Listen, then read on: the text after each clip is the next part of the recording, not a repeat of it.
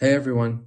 So I'm going to be talking about TradeZella and Notion. These are two powerful tools that I've been using, built for very different purposes. Let's break them down and see which one's better for what.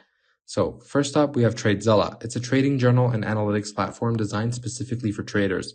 Whether you're into stocks, forex, or options, TradeZella helps you log your trades, analyze performance, and refine strategies. It's got automated trade tracking, detailed analytics like profit and loss breakdowns, and even a trade replay feature to review your moves. It's all about making you a better trader, with plans starting at $29 a month.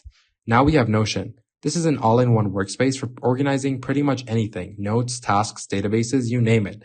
It's super flexible, letting you create custom pages for project management, personal goals, or even a trading log if you want. It's not trader-specific, but its strength is versatility. There's a free tier with paid plans starting at $8 a month for more features. So, how do they stack up? TradeZella is laser focused on trading. It's got built-in tools like backtesting and performance metrics that Notion can't match natively.